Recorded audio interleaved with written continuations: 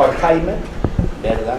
El siguiente autor es Theodor Adorno, ¿verdad? Son autores, ya lo vimos con la exposición sobre Walter Benjamin, que tienen mucho que ver con lo teológico, con una revalorización de la religión, en fin, y entonces en ese caso también teólogos de la liberación han utilizado mucho estos autores, o se basan mucho en ellos. Entonces para Theodor Adorno le pedimos, ya accedió a participar con nosotros, a la doctora Marta Zeichmeister, ¿verdad? De nacionalidad austríaca, que bueno, yo no soy una especialista en Adorno, pero me parece que debe ser la persona que más sabe de Adorno en esta universidad, porque al rato de hablar con ellos estaba comentando la correspondencia personal de Adorno con otros filósofos. Entonces, bueno, pues menos mal que no es una especialista, ¿verdad? Obviamente va a ser muy grato tenerla a ella, ¿verdad? Que eso también es una diversidad, ¿verdad? Una teóloga hablando de un autor supuestamente marxista. Herbert Marcuse, ¿verdad? Del cual se ocupó en su momento también ella Curía, ¿verdad? Nuevamente Luis Alvarenga, que es nuestro director del doctorado y de maestría en filosofía, se va a encargar de Herbert Marcuse ya en agosto, y terminamos el curso y el módulo con Ernst Bloch, ¿verdad? Que mientras Walter Benjamin era tan pesimista, Ernst Bloch es muy optimista y muy luminoso, ¿verdad? Y entonces contamos con el compromiso de nuestro compañero y colega Luis Gerardo Monterrosa, que está sacando su doctorado en México, pero que ha asegurado que va a venir para esas fechas, ¿verdad? Y con eso vamos a cerrar, ¿verdad? Los dejo con Luis. Buenos días.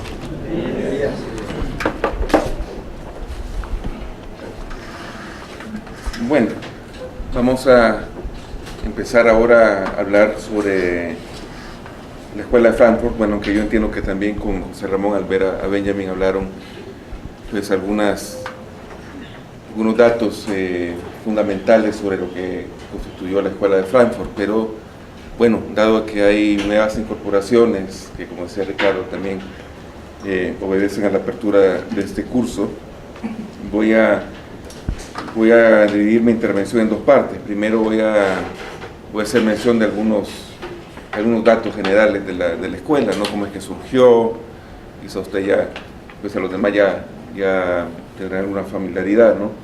Un poco cómo es que se consiguió lo que se llamaría después Escuela de Frankfurt, ¿no? Porque no fue ese el nombre con el que surge en 1922, ¿no? Vamos a ver un poco de esta historia, ¿verdad? Entonces, bueno, voy a hablar algunos datos generales, como que surge este Instituto de Investigación Social. En 1922, bueno, carácter que toma después, quizás alguna mención a ciertos autores y temáticas claves que toca el instituto, y luego quizás a lo largo también de esta exposición del trayecto del instituto también haré mención de la figura del autor que nos ocupa ahora, Max Horkheimer, ¿no? que Horkheimer tiene mucho que ver con la fisonomía que toma este instituto. Es quien va a imprimirle de manera decisiva el carácter que tiene, tanto al instituto como a las investigaciones que se van a producir, ¿no? Entonces, bueno, voy a referirme a algunos aspectos de la vida y de la obra de Max Horkheimer, sobre todo en un periodo inicial, ¿no? Los años 20, 30, bueno, principios de los 40. Y luego voy a hacer mención de una parte importante de su trabajo, ¿no? Un concepto que está ligado fundamentalmente pues al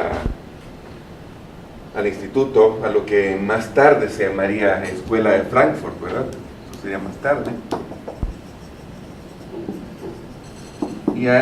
Se trata de un concepto fundamental que acuña Horkheimer, obviamente que, bueno, en discusión con sus colegas tiene mucho recoge mucho también de las discusiones intelectuales y políticas del momento. Yo creo que es importante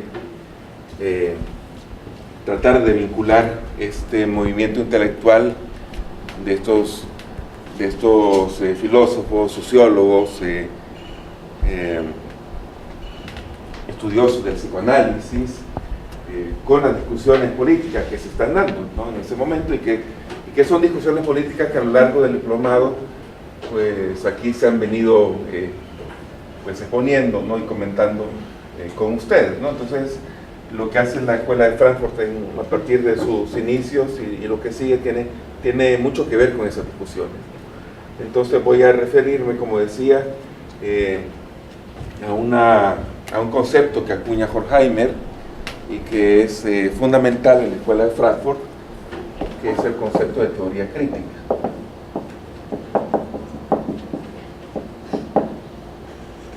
Y voy a centrarme en esta parte de ahora,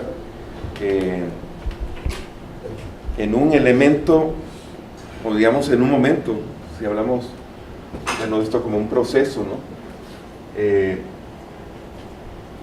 de un momento de esa teoría crítica, porque bueno, si es teoría crítica, parte de la crítica hacia algo, y es precisamente lo que Horkheimer llama teoría tradicional. Entonces, bueno, voy a centrarme en la sesión de ahora a hablar sobre los elementos que constituyen a la teoría tradicional para Horkheimer. Para el otro sábado ya apuntar de alguna manera qué es lo que entenderá Horkheimer sobre teoría crítica. Y realmente, bueno, adelantándome un poco a la cuestión, si hacemos un balance a partir del ensayo que precisamente se llama Teoría Crítica y Teoría Tradicional, es un ensayo casi de 50 páginas que tienen ustedes ahí en los materiales. La inmensa mayoría del texto, casi 40 a las 50 páginas, se dedica a describir de forma pormenorizada qué es la teoría tradicional, mientras que el resto, comparativamente menor, Horkheimer hace un esbozo de esta teoría, de lo que sería esta teoría crítica, ¿no? Y esa desproporción se debe a una razón fundamental, ¿no? Que quizá, bueno, adelantando un poco el argumento que voy a exponer, podríamos resumir, bueno, que para Horkheimer lo que implica la teoría tradicional, es decir, la teoría puesta al servicio de los intereses de los sectores dominantes en el capitalismo, se basa en el éxito, y el éxito está demostrado en la capacidad de la teoría, de la ciencia, para permitir el dominio de la naturaleza, el dominio de una clase sobre otra. Entonces, bueno, el éxito de la teoría tradicional está sumamente respaldado, pero el éxito de la teoría crítica, que no busca la dominación, que no busca la explotación, sino todo lo contrario, todavía no está demostrado, ¿no? Entonces, de ahí esa desproporción, que también dice mucho, por cierto, del talante del pensamiento de Horkheimer, ¿no? Y yo creo que por extensión habla también del talante del pensamiento de estos autores. Son autores que, bueno, en muchísimos casos, ¿no? Quizás sobre todo el autor que van a ver ustedes dentro de 2 semanas, el caso de Theodor Adorno, es un pensamiento bastante pesimista, ¿no? Un pensamiento que parte de la constatación de que el mundo objetivamente anda mal, pero realmente no logran vislumbrar desde su perspectiva como alternativas a esa situación negativa, ¿no? Entonces, Horkheimer tiene también esta característica, de cierta manera, ¿no? Y de ahí que también como que hay una resistencia, y esto tiene que ver precisamente con lo que apuntábamos de este desbalance pues este gran espacio que ocupa la descripción de lo que significa, de todo lo que implica, de todo lo que expresa la teoría tradicional, porque es una teoría puesta al servicio de la dominación, que es enorme, digamos, frente al escaso, al relativamente escaso espacio que le dedica a delinear una teoría crítica. Porque, como veremos, aquí quiero pues adelantarme también a algunas cosas que se van a debatir con estos autores. También para muchos de estos autores está como en entredicho, vista la situación desde su perspectiva, por supuesto, vista la situación en Europa, por ejemplo, que bueno, como que no sería muy responsable hablar de utopía, por ejemplo.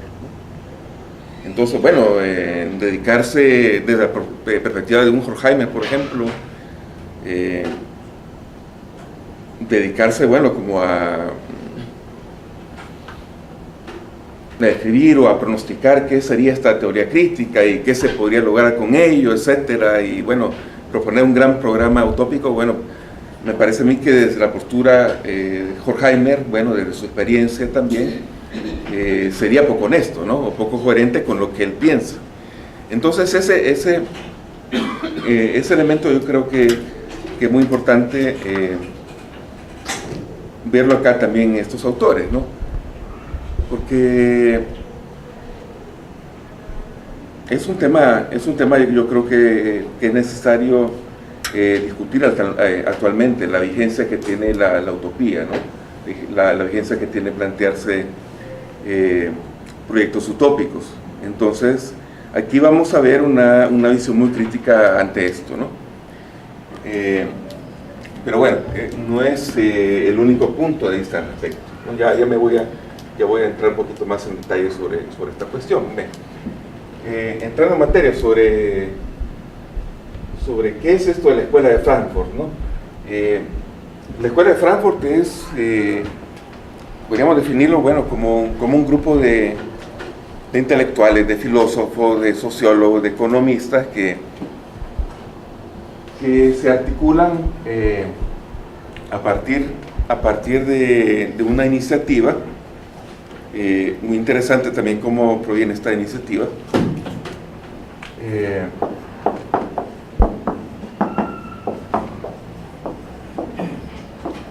De un joven intelectual que se llamaba Felix Weil. Weil era hijo de un comerciante en granos que había nacido en Argentina, y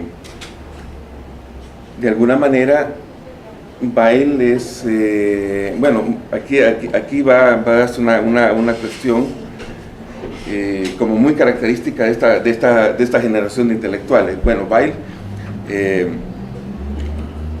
proviene de una familia que tiene obviamente recursos económicos suficientes, ¿no? El padre comercia en granos, es un exportador de granos en Argentina. Felix Weil tiene inclinaciones progresistas desde muy joven, está muy interesado en los movimientos radicales de la época, y destina los recursos económicos a los que tiene acceso para financiar ciertas actividades, sobre todo actividades intelectuales, ¿no? Entonces este elemento es muy característico de estos intelectuales, porque son intelectuales que vienen de la clase alta. La mayoría de ellos son de orígenes culturales, no tanto religiosos, ¿verdad?, sino culturales, judíos, que tienen una inclinación hacia movimientos de izquierda, ¿no? Entonces Felix Weil impulsó una semana de debates teóricos en la Universidad de Turingia, que se llamaba la primera semana de trabajos marxistas. Entonces fue pues un gran coloquio, una semana de coloquios, ¿no?, de intervenciones, donde intervinieron gente como Lukács, como Korsch, como otros autores marxistas, porque la idea era, bueno, empezar a debatir sobre cómo cómo renovar el pensamiento marxista, ¿no? Entonces, a partir de esa iniciativa, bueno, esa primera semana de trabajo marxista, que se quería impulsar una segunda semana de trabajo marxista, pero a Félix Weil hubo un par de gente que lo convencieron de que, bueno, ¿por qué no impulsar esa cuestión o tomar este aliento que había tomado la primera semana de trabajo marxista y convertirlo en algo más permanente, ¿no? ¿Por qué no crear entonces un instituto de investigación social destinado, bueno, a un primer lugar como a dar contribuciones al debate marxista? Entonces fue así como fue tomando cuerpo la idea de formar precisamente esto, ¿no? El Instituto de Investigación Social, que años más tarde se conocería como Escuela de Frankfurt, pero esto será un nombre posterior.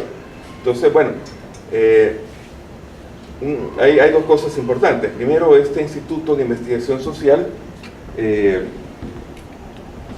busca impulsar la reflexión teórica, la reflexión intelectual de manera independiente, ¿no? Independiente tanto de la Universidad de Frankfurt, aunque tenían algún vínculo institucional, pero independiente de la universidad, pero también independiente de los partidos políticos de izquierda, ¿no? Entonces querían hacer una cuestión autónoma. De alguna manera, en el momento inicial de este instituto hay un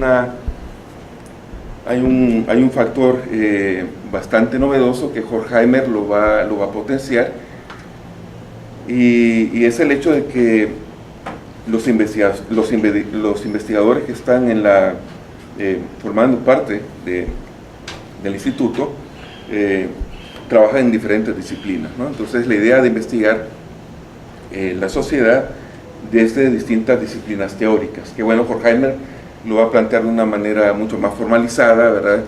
De una manera como más contundente, pero eso es lo que le va a dar un carácter pues como muy definitivo al instituto desde sus inicios, ¿no? O sea, no es un instituto solamente dedicado a la sociología o a determinada ciencia social, sino que, bueno, a los estudios de la sociedad en un sentido bastante amplio, ¿no? Desde esta perspectiva, bueno, cuando Horkheimer llega a dirigir el instituto, la perspectiva es precisamente enfocarse en los problemas sociales, al estudio de los problemas políticos fundamentales de la época desde una perspectiva amplia, que hoy podríamos llamar multidisciplinaria o transdisciplinaria, pero incluso tiene una cuestión todavía mucho más profunda, ¿no? En ese sentido, muchos de los problemas que va a encarar el instituto desde un principio tienen que ver con lo que decíamos al principio, con los debates políticos de la época. Y uno de esos grandes debates, o una de esas grandes problemáticas es, en los años 20, la misma panorámica que creo que ya ustedes vieron cuando estudiaron a Gramsci, ¿no? Bueno, si triunfó la revolución en Rusia y en Occidente, en Europa Occidental, bueno, hay problemas de miseria, de explotación, etcétera. ¿Por qué la clase obrera no se levanta y hace la revolución? Y más bien parece advertirse después de la primera posguerra que, bueno, cierta tendencia conservadora o de extrema derecha que se va configurando en la sociedad. Entonces, bueno, ¿por qué razón pasa eso? Ese es un problema al cual, bueno, la gente vinculada al instituto va a intentar darle respuesta, ¿no? Y todavía con mucha más razón cuando se va configurando en Alemania el ascenso del nazismo, ¿no? Entonces, bueno, el instituto va a tratar de dar cuenta de este fenómeno, de tratar de comprender el fascismo, tratar de entender por qué ¿Por qué la clase obrera alemana? Bueno, después de las derrotas que tiene el movimiento obrero, después de la Primera Guerra Mundial, ¿no? Cuando es aplastado el Soviet de Baviera, por ejemplo, ¿por qué razón la clase obrera no se levanta para hacer la revolución socialista y en cambio parece inclinarse de forma alarmante hacia el nacionalsocialismo, ¿no? Entonces se pone el reto de tratar de entender este fenómeno. Y obviamente pues el mismo fenómeno del nazismo va a afectar la escuela de Frankfurt, ¿no? La escuela de Frankfurt tiene que emigrar físicamente los archivos, todo, bueno, primero parte de estos archivos o parte de estos materiales viajan a Holanda, luego a Suiza y luego a Estados Unidos, al igual que muchos de sus miembros, ¿no? Con excepción de Benjamin, ¿no? Benjamin es una excepción bastante marcada, no solamente en ese sentido, ¿no? Entonces, bueno, la escuela de Frankfurt se va a trasladar a los Estados Unidos. En Estados Unidos, muchos de estos autores, aquí quizás no hemos mencionado,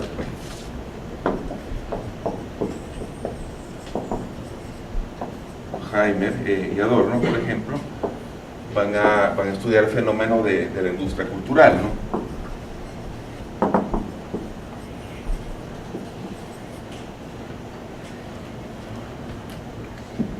También otro miembro de la escuela que es exiliado, ¿no?, a los Estados Unidos, que es Marcuse, Hermann Marcuse.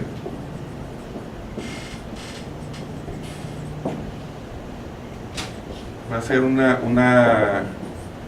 contribución muy importante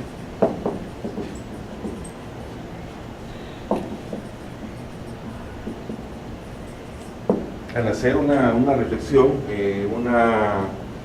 un intento de síntesis entre el psicoanálisis y el marxismo. ¿Por qué razón? Porque tal como estos autores perciben desde muy temprano, el problema de las formas autoritarias, el problema de la conciencia autoritaria no es simplemente un problema de estructuras económicas o de grandes estructuras políticas, sino que es un problema incluso que tiene que ver con las estructuras psíquicas, ¿no? También, bueno, toda una conformación de una psicología autoritaria, ¿no? De tal manera que también muchos de los estudios de la escuela tienen que ver con el psicoanálisis, ¿no? Por cierto, un miembro que estuvo cierto tiempo, ¿no?, en la escuela, y que luego por algunas diferencias se distancia, es este autor que me imagino que a muchos de ustedes les parecerá familiar, ¿no?, Erich Fromm, ¿verdad? Que parte precisamente de esta cuestión, ¿no?, de la vinculación entre el psicoanálisis y el marxismo para entender ciertas conductas o incluso ciertas patologías sociales que el mismo sistema va generando, ¿no? Entonces, eso es como a rasgos generales algunas de las inquietudes, ¿no?, algunas de las cuestiones que va a tratar esta escuela, ¿no? Volviendo a ese momento inicial de fundación del instituto,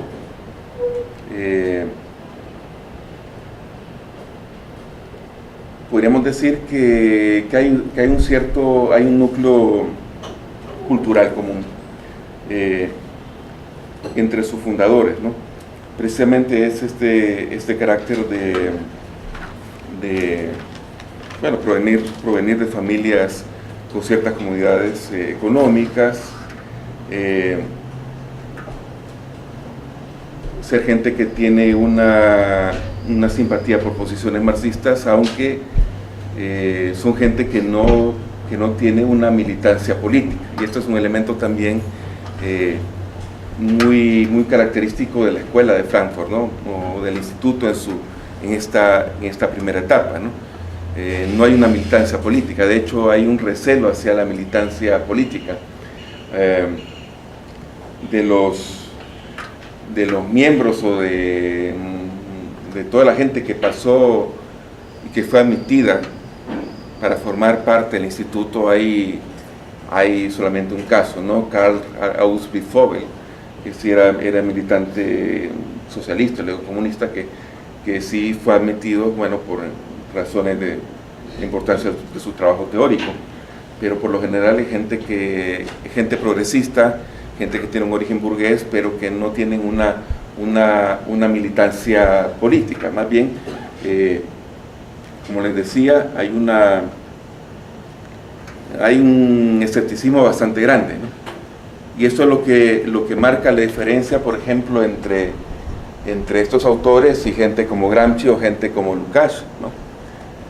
Que son contemporáneos todos, ¿no? Son gente que está más o menos en la misma época, están enfrentados al mismo problema de que, bueno, porque la clase obrera en Occidente no hace la revolución, y de alguna manera también estos autores tienen giran alrededor como de cierto campo de preocupaciones bastante coincidente, ¿no? Lo que vamos a encontrar es que estos autores, el elemento que tienen en común es precisamente, bueno, el hecho de que no les satisfacen las explicaciones economicistas o las explicaciones mecánicas para entender este comportamiento de las clases dominadas, sino que buscan explicaciones en la cultura, en las estructuras ideológicas, bueno, la conciencia social, por ejemplo, ¿no?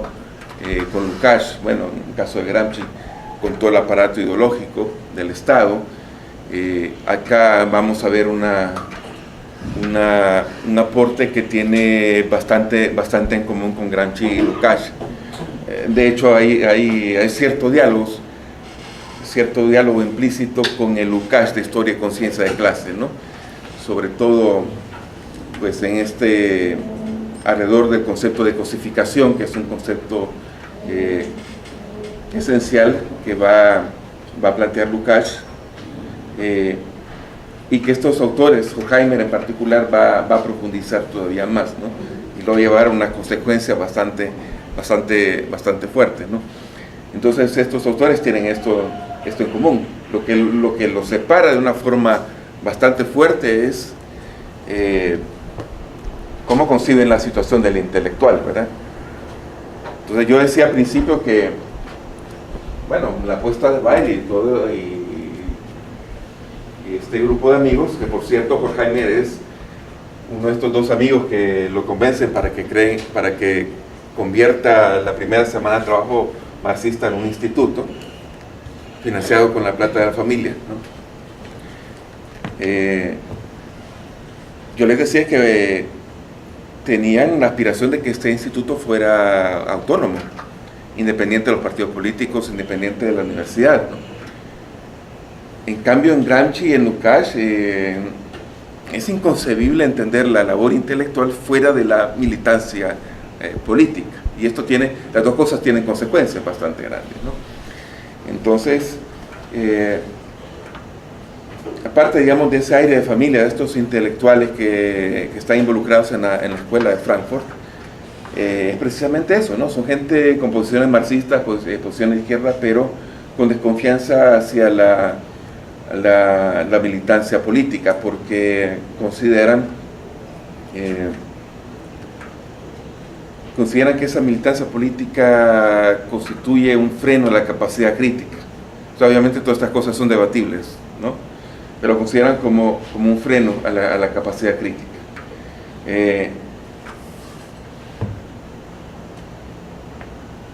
Entonces se trata, bueno, de intelectuales que tienen, por así decirlo, una vocación anticapitalista, pero una búsqueda, a su juicio, de lo que sería una forma autónoma de ejercer la función intelectual, ¿no?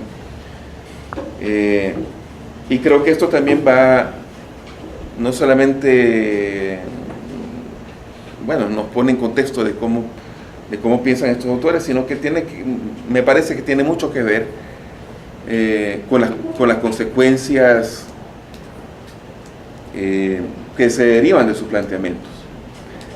Por ejemplo, estos intelectuales realmente, con algunas excepciones, y ya voy a citar la excepción al caso, realmente el elemento utópico, en contraposición, por ejemplo, con el autor que ustedes van a ver al final de este módulo, que es Bloch, el componente utópico no es tan fuerte, al contrario, me parece a mí que hay como cierta distancia crítica de la utopía. Primero porque, bueno, me da la impresión que les parece que desde una perspectiva filosófica, materialista, la utopía no cabe, sino que esto pertenece más al campo de la teología. Y segundo, que desde la perspectiva de estos autores, lo que podría haber sido como la gran alternativa a la dominación fascista y al capitalismo como tal, que fue la Unión Soviética, no termina de convencerle, ¿no? Entonces, para estos autores no es válido, el fascismo obviamente, pero tampoco les parece muy convincente, sino todo lo contrario, el periodo stalinista en la Unión Soviética. Por lo tanto, no ven una alternativa en el ambiente, ¿no? Y entonces esto se va, obviamente esto se diferencia mucho entre aquellos intelectuales de esta época que tienen una militancia política. Encontramos un tono más esperanzador, tal vez no ingenuo, pero más esperanzador en un Lukács, por ejemplo, o incluso, no sé, en otros autores. Pero acá, hay un pesimismo que se deriva precisamente de esto, ¿no? La excepción, y este caso es muy importante, muy importante, ¿no? Muy particular también, dentro de la escuela de Frankfurt, es Herbert Marcuse, ¿no? Porque Marcuse, también parte de esto, de esta misma constatación. De hecho, adelantando un poquito a la sesión que tendremos más adelante, Marcuse hace un análisis despiadado sobre el marxismo en la Unión Soviética. Y claro, también entendiendo las circunstancias con las cuales la Unión Soviética tiene que lidiar, ¿verdad? Cómo es que este marxismo va perdiendo, a juicio de Marcuse en ese momento, un talante crítico, ¿verdad? Pero lo interesante del giro de Marcuse es que, Marcuse, al igual que Horkheimer y Adorno, viaja a Estados Unidos. Pero en Estados Unidos Marcuse se va a poner en contacto con todo el movimiento universitario de los años 60. En Europa, cuando vuelve a Europa, igual, ¿no? Es una figura muy vinculada a la rebelión juvenil de los 60.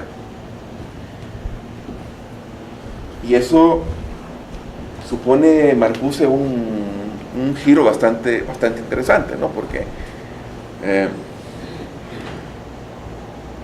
quizás a nivel explícito, Marcuse desconfía de la utopía como tal, ¿no?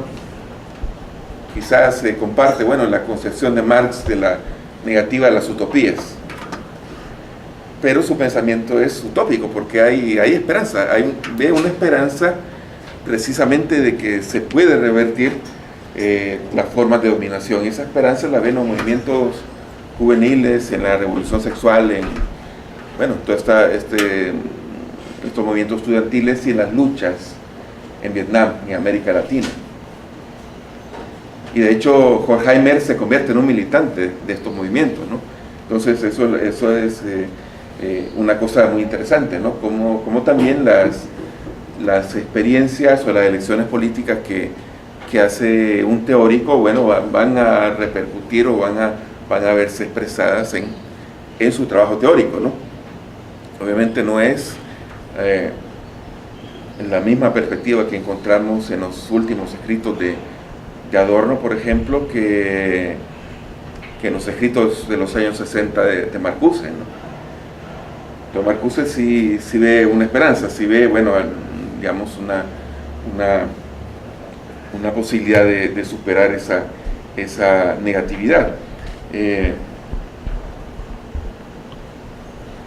Entonces, bueno, por lo menos en ese momento, y lo que predomina en la escuela de Frankfurt es esta visión bastante crítica hacia la militancia política de izquierdas, hacia la Unión Soviética como una posible alternativa. Y en cambio estos autores, bueno, van a concentrarse en este primer momento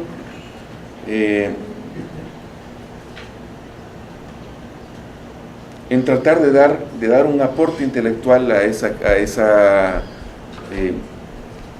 crisis, ¿no? del pensamiento crítico.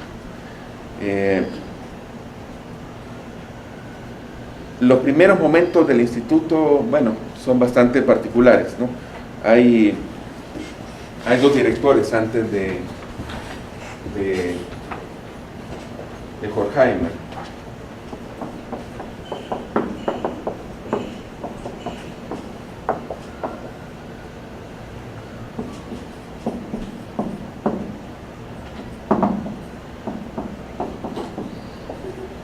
Kurt Albert Gerlach, que es un economista, ¿no? Dura un año en el cargo y se retira por enfermedad. Bueno, Felix Weil, que es el que aporta el pisto, ¿verdad? Se queda con las funciones administrativas, que por cierto, otro elemento también característico es esto: la familia de todos estos autores era familia, bueno, era gente que estaba consciente de las inclinaciones marxistas de sus hijos y no tenía ningún problema en apoyarlos económicamente. El único que fue una excepción fue el pobre Benjamin, ¿no? Benjamin fue prácticamente desheredado por su familia, ¿no? Fue rechazado por esto. Pero bueno, esta gente tenía el apoyo familiar. Bueno, entonces Felix Weil, bueno, conserva las funciones administrativas. Cuando muere Gerlach de una diabetes, un año después de la fundación del instituto, entra a la dirección del mismo Karl Grünberg. Grünberg le intenta dar un carácter más marxista todavía al instituto, definitivamente marxista. Entonces Grünberg, entre otras cosas, llega a recopilar un archivo muy grande de publicaciones de los movimientos obreros europeos y a sacar, bueno, una revista investigativa sobre estos temas, ¿no? Porque la idea de Grünberg, que a mucha gente del instituto no mucho le gustó, bueno, era potenciar el marxismo a partir del instituto, ¿no? Un aporte importante de Grünberg fue el hecho de que, gracias a los contactos que tiene con David Riazanov, que era el encargado del Instituto Marx Engels Lenin de Moscú, Grünberg logra encontrar en los archivos del Partido Socialista Alemán una serie de inéditos de Marx y de Engels, los famosos manuscritos de 1844 de Marx, y los logra mandar a la Unión Soviética, ¿no? Y ahí, bueno, ahí se da, digamos, la incorporación de estos textos a las obras completas de Marx y Engels, ¿no? Entonces Grünberg va a dejar el instituto el año 29 también por problemas de salud, y luego el año 31 Horkheimer va a asumir la dirección. Horkheimer está vinculado de forma digamos amistosa con Weil, con el instituto, a partir de un compañero suyo de la universidad, que es Friedrich Pollock, ¿no? Entonces Pollock, muy amigo de Weil, es que le da entrada a Horkheimer, y Pollock fue como un apoyo, bueno, una figura tutelar para Horkheimer, y fue precisamente Pollock quien le da entrada al instituto. Entonces esto es interesante porque Horkheimer es decisivo para, bueno, para convencer al que tiene el pisto, ¿verdad?, de crear el instituto, pero también, bueno, es el que va a darle un carácter decisivo a los trabajos del instituto, ¿no? Horkheimer también, bueno, comparte todos estos antecedentes con sus otros compañeros, ¿no? Horkheimer, que nace en 1895 en Stuttgart, luego va a viajar a Europa, a diferentes países por su formación universitaria. En un momento va a aterrizar y va a decir, bueno, quiero estudiar filosofía. Horkheimer tiene un origen filosófico kantiano, más bien. Después se va a interesar por el marxismo. De hecho, la tesis la tesis doctoral de Horkheimer se llama Las antinomias de la crítica del juicio teológico en Kant. Y la tesis de habilitación, ¿verdad?, que en todo ese sistema complicado alemán sirve para optar a un puesto de asistente, trataba sobre Kant y sobre Hegel. Este dato es importante porque para muchos estudiosos de Horkheimer,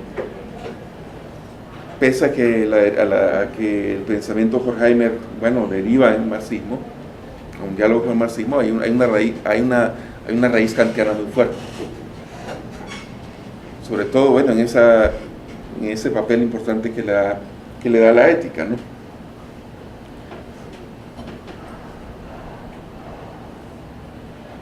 Entonces, Horkheimer tiene una concepción bastante clara y bastante novedosa, creo yo,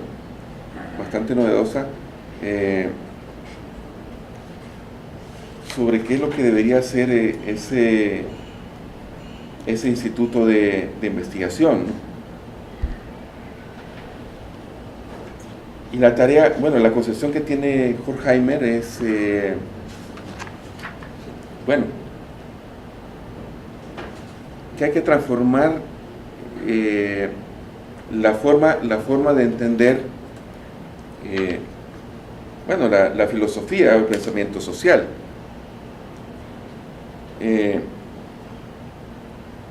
Dice, bueno, un comentarista de Horkheimer, un estudioso que es autor de un estudio muy importante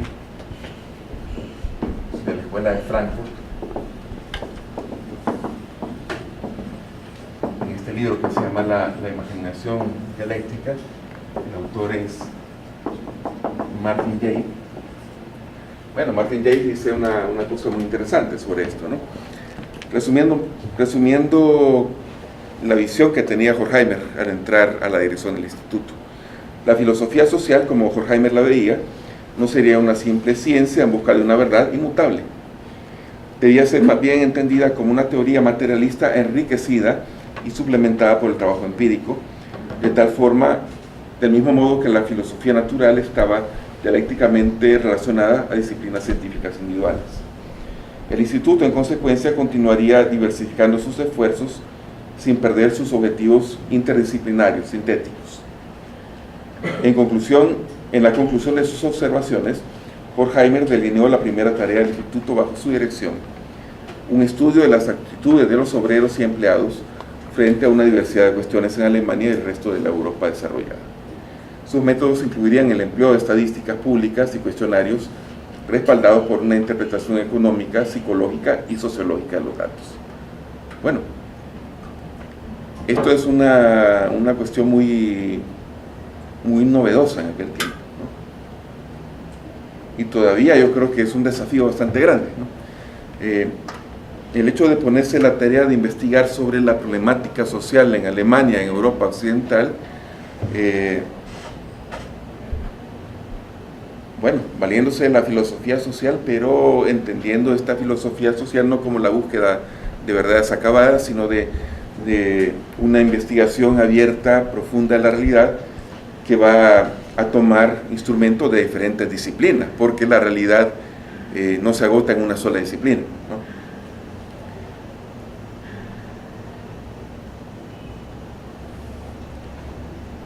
Hay una cuestión que quiero retomar, y aquí de alguna manera ya vamos tomando cierto contacto con el tema de la teoría tradicional.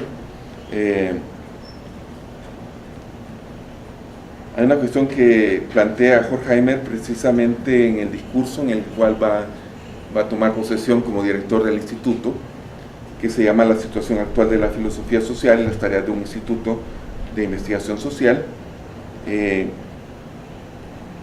donde constata que la ciencia ha llegado a una crisis y que es necesario, bueno, reconcebir la ciencia para darle un carácter crítico, porque precisamente para Horkheimer la ciencia y la filosofía social han perdido ese carácter de conocimiento crítico. Dice: ahora bien, esto es precisamente el desconcierto con que se encuentra la filosofía social, la incapacidad para hablar de su objeto, la vida cultural de los hombres, de una forma que no sea puramente ideológica e hipotética, la incapacidad para distinguir entre las teorías de Comte, Marx, Weber y Scheler, de una forma que no sea sectaria y convencional. Son esas las deficiencias que deben ser superadas. Desde luego, la existencia simultánea de tan distintas concepciones de la realidad es un síntoma de la situación espiritual de nuestro tiempo. Y más adelante dice: en la medida en que la lucha por una sociedad mejor, dominante aún en la Ilustración, fue reemplazada por el intento de justificar el carácter eterno de la situación presente, sobrevino en la ciencia un momento de inhibición y desorganización. Si bien sus resultados, por lo menos en parte, pudieron ser aplicados con eficiencia en la industria, ella nada pudo hacer, justamente frente al problema de progreso social de la sociedad, problema dominante ya antes de la guerra, a través de las crisis cada vez más agudas y de las luchas sociales unidas a ella. Bien, con esto Horkheimer está diciendo que la ciencia ha caído en una crisis desde el momento en que en función del mismo desarrollo del sistema capitalista se ha convertido en una fuerza o un elemento legitimador de dicho sistema. Es decir, se ha reemplazado, y este elemento quiero subrayarlo porque es un elemento central en este planteamiento de la teoría tradicional. Ha reemplazado la lucha por una sociedad mejor, como dice Horkheimer, que era dominante en la Ilustración, es decir, la filosofía social, el pensamiento científico de la época de la burguesía en ascenso, se enfrenta con el antiguo régimen para tratar de liberar esa sociedad, ¿no?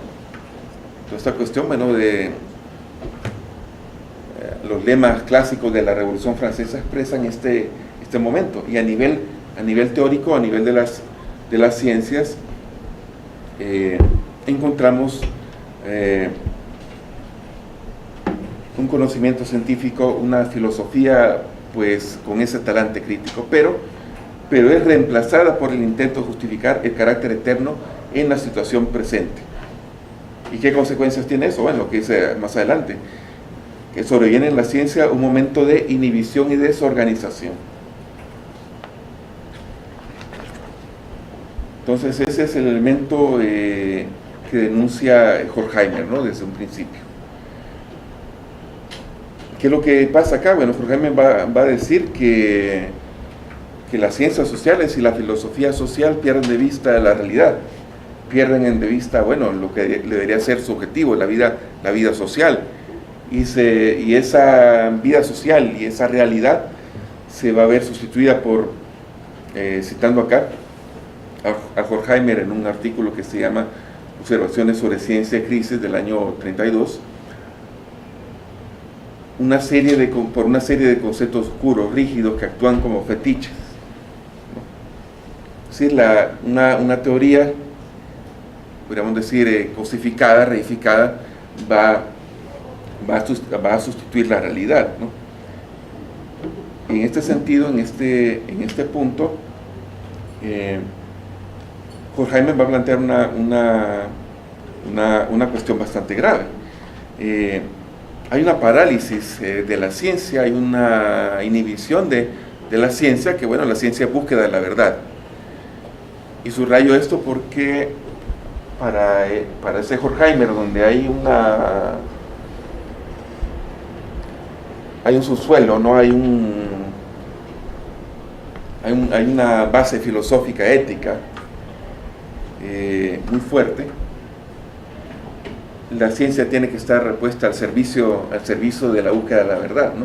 Y al servicio de una vida mejor. En cambio, la ciencia se ve inhibida para cumplir en ese cometido, en esta nueva etapa. Y no solamente eso, Horkheimer va a decir que la ciencia prácticamente pierde su brújula, ¿no? Pierde su sentido, ¿verdad? Pierde su objetivo. ¿Por qué razón? Porque la ciencia está supeditada a los intereses del capital. Y en ese sentido, la conducta o las formas que deviene el sistema capitalista van a afectar a la ciencia. Y bueno, tal como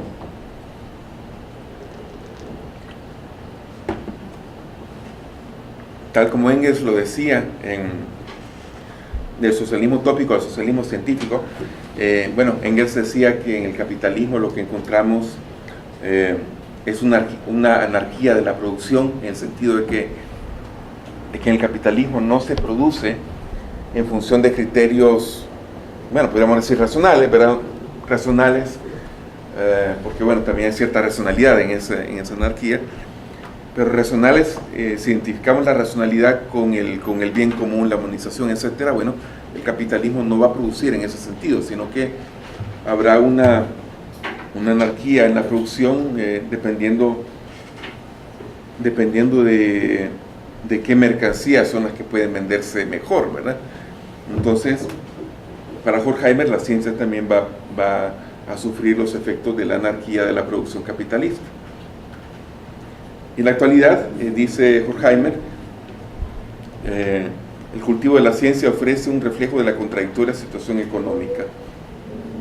Esta se halla ampliamente dominada por tendencias monopolistas y no obstante en escala mundial es desorganizada y caótica, más rica que nunca y sin embargo incapaz de subsanar la miseria. En la ciencia también aparece una doble contradicción. En primer lugar, vale como principio el que cada uno de sus pasos debe tener un fundamento. Pero el paso más importante, a saber, la elección de sus tareas, carece de fundamentación teórica y pareciera abandonado al capricho. En segundo lugar, la ciencia debe ocuparse de conocer las relaciones de mayor amplitud, pero ocurre que no es capaz de aprehender en su real vitalidad la más amplia de las relaciones, de la cual depende su propia existencia y orientación de su trabajo, a saber, la sociedad. ¿Qué es lo que encontramos acá? Primero,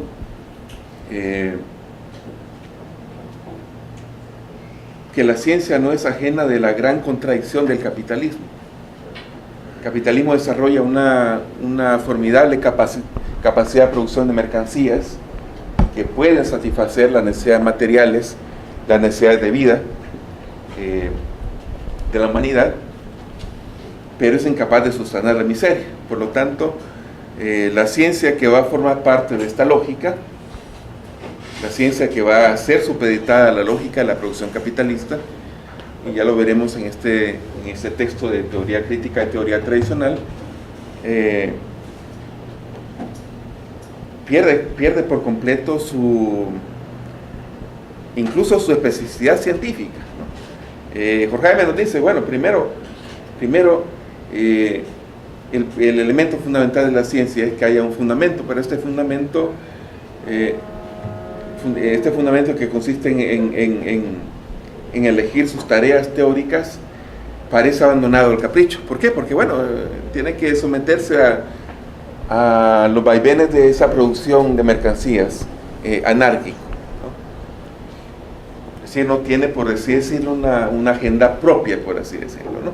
Marcada obviamente por un interés emancipador, por el interés por la verdad, etcétera, ¿no? Y eso le da, creo que ilumina bastante también la intención de estos autores de crear un instituto de investigación social que fuera de carácter autónomo, no verse sometido a esas presiones, ¿verdad?, que desvirtúan el trabajo teórico. Y lo otro, una desarticulación muy fuerte y a juicio de Horkheimer muy grave de la realidad social, una incapacidad de articular lo que en un terreno científico se está haciendo con lo que le da sentido al saber científico, la realidad social.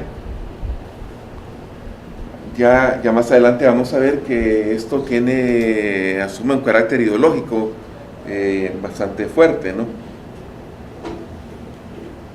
Horkheimer va a hablar que hay incluso una dispersión y dilapidación de energías intelectuales, ¿no? Y eso es precisamente en virtud de esa anarquía de la producción. Esa anarquía de la producción, anarquía de la producción de mercancías, pero también es anarquía de la producción científica, ¿no? Y esto también va a hacer que la ciencia caiga poco a poco, se desliza poco a poco en el ámbito de la ideologización, ¿no? En el sentido negativo que le da Ellacuría, o en el sentido negativo que le da Marx a la palabra ideología, ¿no? No ideología en el sentido positivo como una visión de mundo, sino como una tergiversación de la realidad. La ciencia poco a poco va cayendo en ser ideología, en el sentido que va a reflejar va a mostrar, como diría Marcuse, va a presentar como racional el orden imperante, ¿no? Cuando el orden imperante es irracional. En ese sentido la ciencia se ha desvirtuado completamente y ha perdido la búsqueda de la verdad. Y esto es quizás la gran contradicción el elemento de crisis de todo el proyecto ilustrado.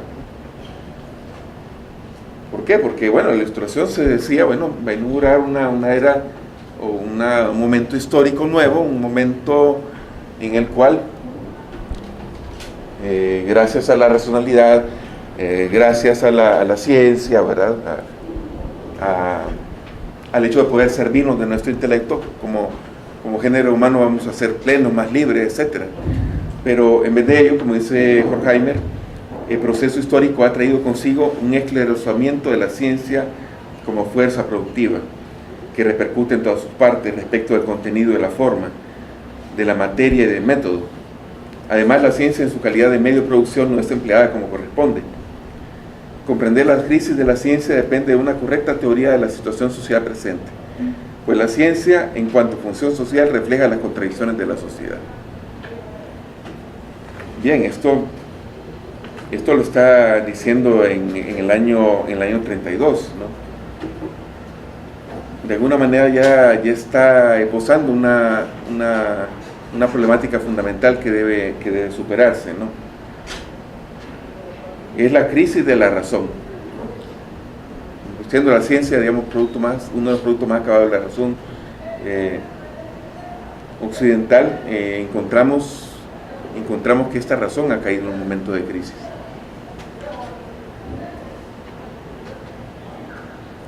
Horkheimer, como ya decíamos, cuando asciende el nazismo, emprende el camino del exilio, ¿no? Y va a trasladarse a Estados Unidos. En Estados Unidos va a tener tiempo, va a tener condiciones también para trabajar todavía más en esta línea. Ahí con Adorno van a hacer este estudio muy interesante sobre la sociedad de masas y la industria cultural y todo este asunto, ¿no? Pero también en esta época en Estados Unidos, Horkheimer va a formalizar todavía más estas ideas que hemos planteado anteriormente, ¿no? Y las va a plantear, en términos de la contradicción entre teoría tradicional y teoría crítica. Y voy a centrarme ahora, no sé, ¿qué hora es? 10 y 18. 10 y 18, bueno, yo creo que voy a tener tiempo como de buscar algunas cosas antes de que venga Ricardo a sacarnos para la pausa, ¿no? No, pero es que hemos empezado más tarde. Hemos empezado más tarde, bueno. Ahora. Estamos bien entonces. Sí. Bueno. De media hora más. Hacemos la pausa. Vale, perfecto. Voy a centrarme precisamente en lo que ocupa una parte bastante considerable de este texto de teoría tradicional y teoría crítica de 1940, si no me equivoco, para poder ver luego qué es lo que apuntaría Horkheimer sobre qué sería la teoría crítica, ¿no? Primero, ¿cómo es que se define la teoría como tal? ¿Cómo la modernidad ilustrada va a definir la teoría?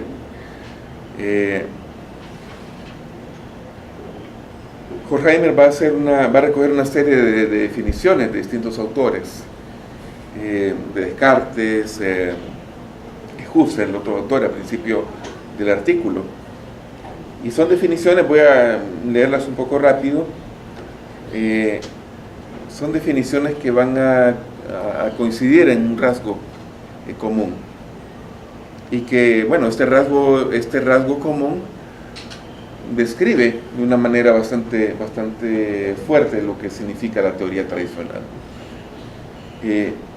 Primero, se concibe, en la modernidad ilustrada, concibe la teoría como un conjunto de proposiciones acerca de un campo de objetos, y estas proposiciones están de tal modo relacionadas unas con otras, que de algunas de ellas se pueden deducir las restantes.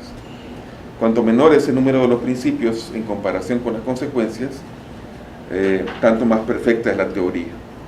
Es decir, un sistema de proposiciones organizado de manera jerárquica, de tal manera en que uno pueda partir de una proposición general y ir derivando en otras, ¿no?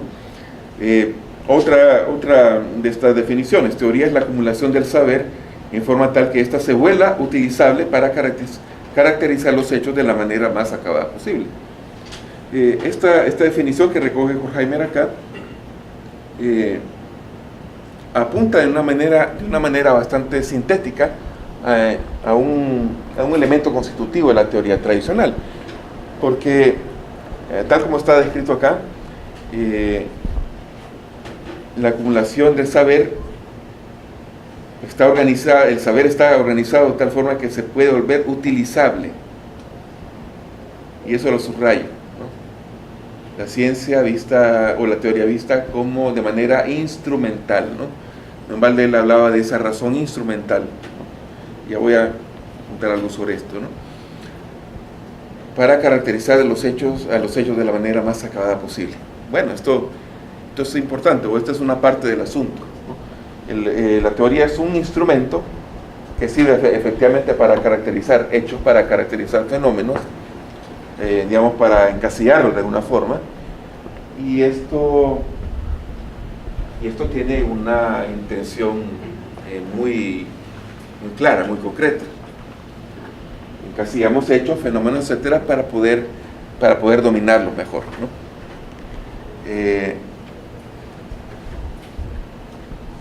Luego acá va a hacer va a hablar, bueno, del método deductivo, siguiendo el discurso del método de René Descartes, donde se dice que la teoría debe comenzar por los sujetos más simples y más fáciles de conocer, y poco a poco, gradualmente, ascender hacia el conocimiento de los sujetos más complejos, con lo cual yo supongo un orden también en aquellos que no se suceden unos a otros en el mundo natural. Y Horkheimer apunta en este sentido. La deducción, tal como se usa en las matemáticas, sería aplicable a la totalidad de las ciencias.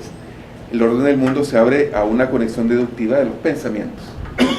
Con esto Horkheimer nos dice que, bueno, la teoría tradicional parte de una concepción matemática, esa concepción matemática cartesiana, que luego, bueno, se va a extender a las ciencias naturales y después al ámbito de las ciencias humanas, a las ciencias sociales. De tal manera que la realidad como un todo se vuelve susceptible de ser cuantificada y de ser, bueno, comprendida de una manera jerárquica, deductiva, etcétera, ¿no? Cuando en realidad, bueno, los fenómenos sociales son mucho más complejos, ¿no? No funcionan igual que una ecuación o como una sucesión lógica de términos, sino que mucho más complejo. Pero bueno, es otra característica de esa ciencia o de esa teoría tradicional. De Husserl toma esta última definición, la teoría como un sistema cerrado de proposiciones de una ciencia. Entonces,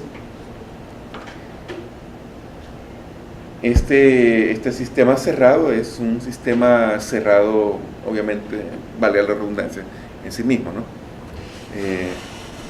El sistema de proposiciones que tiene una validez interna. Queda abierto entonces el problema cómo se relaciona este sistema de proposiciones que tiene una coherencia interna con la realidad, o con el todo de la realidad. Para Horkheimer esto define, bueno, ese modelo matemático de la teoría y que le forma el concepto tradicional de la teoría, el cual, como dice Horkheimer, exhibe una tendencia que apunta a un sistema de signos puramente matemáticos. Horkheimer hace alusión al hecho de que desde esta perspectiva como que la realidad queda suplantada por las representaciones lógicas o matemáticas o incluso especulativas. Entonces como que resulta para la teoría tradicional más importante la coherencia interna de los enunciados científicos que lo que está ocurriendo afuera. Como decíamos, esa concepción pasa de la matemática a las ciencias naturales, y su carta de legitimidad está en el éxito que tienen las ciencias naturales, demostrada en el hecho de que la ciencia sirve para explotar la naturaleza. ¿Sí? Se da cuenta de los fenómenos para prever fenómenos y para poder dominarlos, ¿no? Entonces, este es el parámetro del éxito. Y de ahí que para Horkheimer sea tan difícil, sea sumamente difícil, como explayarse en una gran definiciones y poner ejemplos sobre la teoría crítica y lo que implicaría, bueno, las bondades de la teoría crítica, porque precisamente no puede aducir ese éxito. En cambio, la teoría tradicional sí, ¿no? Esa teoría tradicional que se ve reflejada en el éxito de las ciencias naturales, bueno, exhibe el éxito de, bueno, una ciencia que ha logrado dominar la naturaleza, ha logrado, bueno, explotar mejor esa naturaleza, etcétera, y expandirse por diferentes áreas de la naturaleza, el cosmos, etcétera, ¿no? Y eso para ampliar el dominio del ser humano o de quienes tienen el poder en la humanidad sobre la naturaleza y el cosmos. En cambio, la teoría crítica no puede venir acá y exhibir algo de éxito, ¿no? Y yo creo que, bueno, no sé cómo lo veía Horkheimer en su contexto, pero en el nuestro, esa palabrita de éxito tiene... se las trae bastante, ¿no? Sí, hay que definir, pero digamos, en el discurso predominante es eso. Un profesional o una profesional exitosa es la que hace plata, ¿no? Un político exitoso es el que logra más poder, ¿no? En ese sentido, en ese mundo de valores, la teoría crítica tiene poco que exhibir, ¿no? ¿Y cómo quedan entonces otras formas de conocimiento? Quedan a la saga, si no tienen una aplicación práctica, entre comillas. Aquí también hay una visión sesgada sobre lo que significa lo práctico, ¿no? No práctico en el sentido de práctico de transformación social, sino que práctico en el sentido que bueno, da más poder, da más riqueza, etcétera, da un mayor dominio sobre las personas o sobre la naturaleza, ¿no? En consecuencia, como dice Horkheimer, las ciencias del hombre y la sociedad se esfuerzan por imitar el exitoso modelo de las ciencias naturales. Bueno, un ejemplo de esto es la sociología de Comte, o cierta sociología positivista, ¿no? Intentar aplicar el modelo de éxito de las ciencias naturales, explicando fenómenos sociales para preverlo, etc. La diferencia entre escuelas que en materia de ciencias sociales se orienta más hacia la investigación de hechos o bien se concentra más en los principios, nada tiene que ver con el concepto de teoría como tal. Así, la misión de la ciencia, de ayudar a comprender la realidad para transformarla, se reduce a predecir hechos y obtener resultados útiles, en palabras de Horkheimer, ¿no? Aquí encontramos lo que Horkheimer va a llamar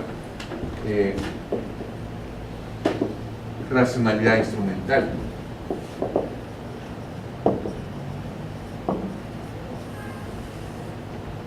Precisamente ese hecho de que, bueno, que la ciencia es importante por cuanto se convierte en un instrumento para llegar a ciertos fines, ¿no?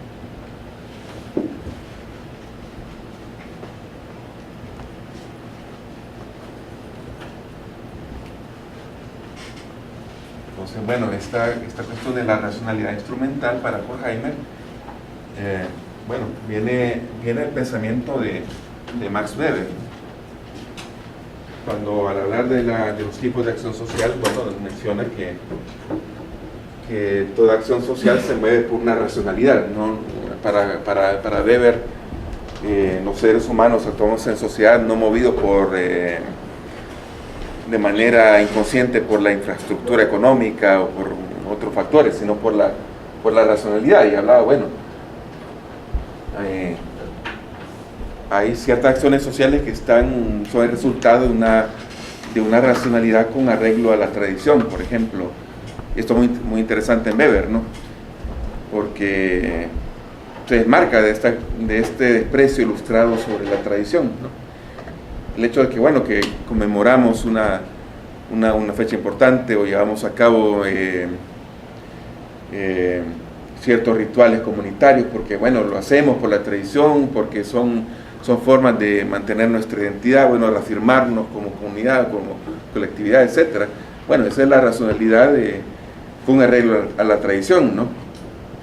Pero también hay una racionalidad con arreglo a ideales, es decir, bueno, alguien va a hacer un sacrificio enorme a nivel personal porque lo mueve un ideal, la justicia, la libertad, etc. Pero hay también una racionalidad con arreglo a fines, que es esta racionalidad instrumental de la que va a hablar Horkheimer, y está expresada en esta concepción de la teoría tradicional. Esta teoría tradicional es válida, es legítima, precisamente porque es un instrumento para llegar a otros objetivos, a otros fines, que son fines de dominación o de lucro. No son fines emancipatorios. Entonces, la racionalidad instrumental es una característica de esta teoría tradicional. Y subrayo esta relación porque yo creo que remarca lo que decía el autor, lo que leímos hace un rato, en el sentido de que la ciencia como que ha perdido su brújula. La ciencia no es un fin en sí mismo, sino que es un medio. Bueno, claro, creo que debe considerarse como un medio, pero ¿un medio para qué? Desde esa perspectiva de cosas, la ciencia es un medio para la dominación o para la ganancia económica o para mantener el poder, etc. Entonces se ha perdido, no es un medio para la humanización, para aproximarnos más a la verdad, para conocer mejor la sociedad, sino que tiene ese carácter, ¿no? Carácter de predecir hechos y obtener resultados útiles. Dice Horkheimer, dentro de la división social del trabajo, el científico debe clasificar hechos en categorías conceptuales y disponerlos de tal manera que él mismo y todos quienes tengan que servirse de ellos puedan dominar un campo táctico, y esto lo subrayo, un campo táctico lo más amplio posible. Dentro de la ciencia, el experimento tiene sentido de comprobar los hechos de una manera especialmente adecuada a la situación correspondiente a la teoría. En material fáctico, la materia es proporcionada desde afuera. La ciencia se encarga de su formulación clara e inteligible a fin de que los conocimientos puedan ser manejados como se desee. Es decir, la ciencia se ve con esa misma lógica de la producción capitalista.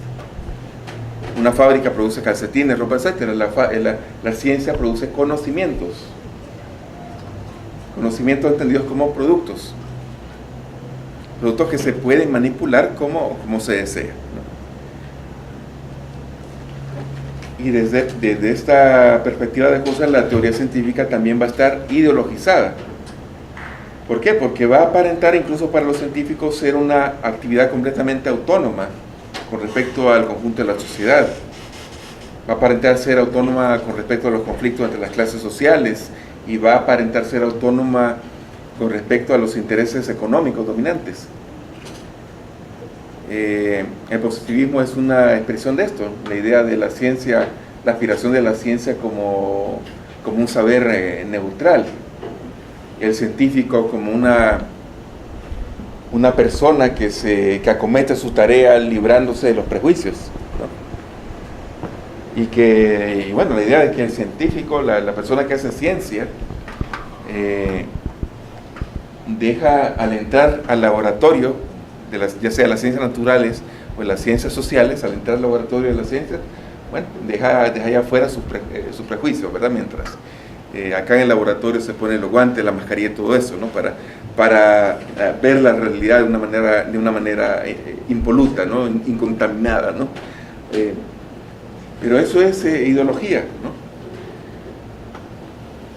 La idea tradicional de teoría es abstraída del cultivo de la ciencia tal como se cumple dentro de la división del trabajo en una etapa dada. Corresponde a la actividad científica tal como se lleva a cabo en la sociedad junto con todas las otras actividades, sin que se perciba directamente la relación entre las actividades aisladas. De ahí que en esta idea no aparezca la función social real de la ciencia, esa está oculta, ni lo que significa la teoría en la existencia humana, sino solo lo que ella es en esa esfera separada dentro de la cual se la produce en ciertas condiciones históricas. Pero en realidad la vida de la sociedad resulta del trabajo conjunto de las distintas formas de la producción. Y si la división del trabajo en modo de producción capitalista funciona mal, sus ramas, incluida la ciencia, no deben ser vistas como autónomas o independientes. Son aspectos particulares del modo como la sociedad se enfrenta con la naturaleza y se mantiene en su forma dada. Son momentos de proceso social de producción, aun cuando ellas mismas sean poco o nada productivas en el verdadero sentido. Entonces, bueno, la teoría tradicional aquí va a exhibir otro rasgo característico. La teoría tradicional es una teoría que se va a presentar a sí misma como algo, bueno, de la misma forma en que se presentan las relaciones socioeconómicas y políticas del capitalismo. Se va a presentar como algo que viene ya dado, como algo natural, es decir, para hacer ciencia, bueno, la única forma de hacer ciencia es esta forma. Es la forma natural, por así decirlo, ¿no?, de hacer ciencia.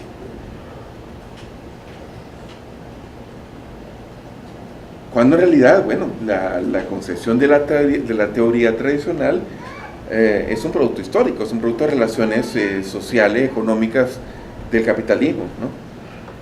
Dice Horkheimer, ni la estructura de la producción dividida en industrial y agraria, ni la separación entre las llamadas funciones directivas y ejecutivas, entre los servicios y los trabajos, las ocupaciones manuales y las intelectuales son situaciones eternas o naturales. Ellas proceden, por el contrario, del modo de producción en determinadas formas de sociedad. Entonces, la teoría tradicional va a ser una teoría ahistórica, por así decirlo, ideológica, y esta ilusión de autonomía es el hecho de que oculta, la teoría tradicional oculta el hecho de que forma parte de la división general del trabajo y cumple un papel dentro de la división general del trabajo capitalista. Pero la ideologización o la alienación es tan grande que los mismos científicos van a creer en su autonomía absoluta, ¿no?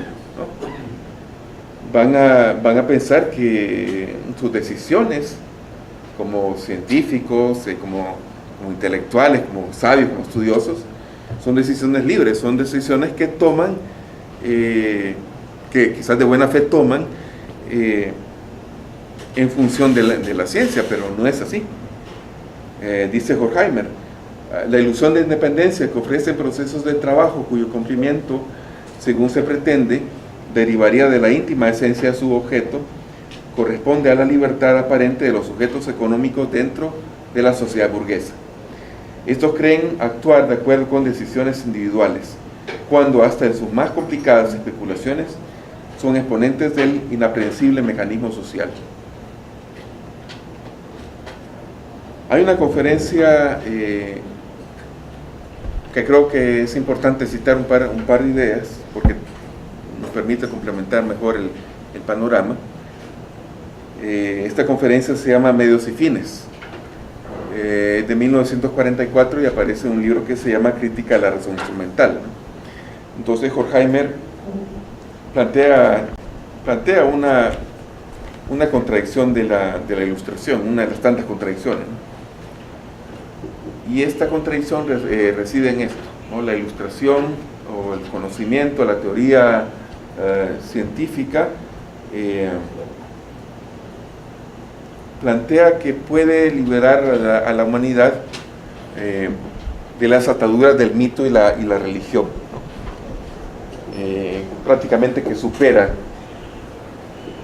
estas visiones, ¿no?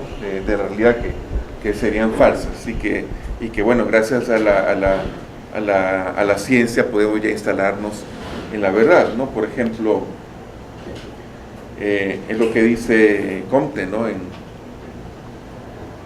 su conferencia sobre sociología, esta teoría de los tres periodos, de los tres estadios, ¿no? de la humanidad, que bueno, la infancia de la humanidad es bueno, la época primitiva, donde teníamos una visión mítico-religiosa de las cosas, los fenómenos lo explicábamos con relatos míticos, relatos de los dioses y tal, para luego dar paso a la adolescencia de la humanidad, que sería la etapa metafísica, es decir, el advenimiento de la filosofía en Grecia en el siglo V, lo cual culminaría para Comte en la edad adulta de la humanidad, que sería, bueno, la edad positiva, la edad científica, donde ya definitivamente Comte decía, bueno, en eso estamos, en esa aspiración estamos, ¿verdad? Ya nos encontramos en una etapa de madurez, donde ya no necesitamos ni la religión ni la metafísica para entender las cosas, sino que nos valemos de la ciencia, y la ciencia nos instala en la verdad, ¿no? Y en progreso. Pero para Horkheimer, aquí pasa algo distinto. Bueno, en otros escritos va a hablar incluso que perviven, que en la ilustración y en la modernidad capitalista es falso que hemos desterrado por completo el mito y la religión, sino que perviven estructuras míticas religiosas en el capitalismo, y que incluso la ciencia o ese saber ilustrado está puesto al servicio de prolongar estas visiones mítico-religiosas. En esta conferencia Horkheimer plantea esta contradicción. Bueno, se supone que el conocimiento ilustrado nos ha liberado del mito y la religión mediante el ejercicio de un pensamiento objetivo. Bueno, esto es bien positivista, ¿verdad? El positivista dice eso, ¿no? Que el conocimiento científico es conocimiento objetivo, es decir, el científico ve objetivamente cómo están constituidos los fenómenos y no pone nada de su subjetividad, ¿no? Entonces, supuestamente la racionalidad ilustrada es el ejercicio de un pensamiento objetivo, ¿no? Pero en realidad para Horkheimer lo que se ha instaurado más bien es una racionalidad subjetiva, o eso es lo que ha predominado sobre el pensamiento objetivo. ¿Y por qué es una racionalidad subjetiva? Porque este pensamiento ha renunciado a la búsqueda de la verdad, o ha torcido esa búsqueda de la verdad, en el sentido que ha confundido la verdad con la utilidad, y la utilidad, el criterio de utilidad es un criterio subjetivo. Lo que para mí es útil, a otra persona le puede parecer completamente superfluo, ¿no? De acuerdo, dice Horkheimer, con la concepción subjetivista, en la que la razón se utiliza más bien para caracterizar una cosa o pensamiento que un acto, esta viene referida exclusivamente a la relación entre un objeto de este tipo o un concepto con un fin, no al objeto y al concepto mismo, lo que significa que la cosa o el pensamiento sirven para algo distinto. No hay ningún fin racional en sí, y en consecuencia carece de sentido discutir la preeminencia de un fin con respecto a otro desde la perspectiva de la razón. A tenor del enfoque subjetivo, una discusión de este tipo solo es posible cuando ambos fines están al servicio de otro tema de orden superior, es decir, cuando son medios, es decir, cuando no son fines. Esto significa que esa racionalidad subjetiva, en realidad, como decíamos, confunde la verdad con la utilidad, la verdad con el provecho que se le puede sacar a algo. Entonces no es posible tener un conocimiento que tenga alguna aspiración de objetividad. Digo, la objetividad al 100% es imposible, ¿no? Porque siempre, bueno, vamos a interpretar las cosas conforme a nuestra experiencia, a nuestros intereses, nuestros gustos, etc. Pero ahí hay, bueno, una aspiración a aproximarnos más o menos a un nivel de objetividad de las cosas. Pero acá la objetividad, bien entendida, bueno, parece muy difícil, porque en realidad como que a la ciencia le interesa tal objeto de estudio por su utilidad, no por lo que pueda significar, bueno, por el valor de la verdad, etcétera. Bueno, y por lo tanto, como dice Horkheimer, hay un enfoque subjetivo, una incapacidad como de ponernos de acuerdo, porque estamos hablando siempre en términos subjetivos o en términos de intereses particulares. Y claro, cuando hablamos en términos de intereses particulares, nos centramos solamente en esos intereses particulares, caemos en una visión relativista, cuando confundimos lo verdadero, lo bueno y lo bello con lo útil para cada uno. Y aquí voy a terminar. Caemos en un relativismo epistemológico, un relativismo moral, que al final, bueno, cualquier cosa es verdad si nos resulta útil. Entonces esa es como la gran contradicción de la razón. Y termino con esto, ¿no? Esa racionalidad subjetivista es una racionalidad instrumental, una racionalidad que está puesta al servicio de obtener determinados fines de carácter egoísta a nivel personal y egoísta a nivel de clase, ¿no? Los fines del lucro y los fines de la dominación. Y remato con esta cita de Horkheimer: es como si el pensamiento mismo se hubiese quedado sometido a un plan exacto y convertido, en una palabra, en un elemento fijo de la producción.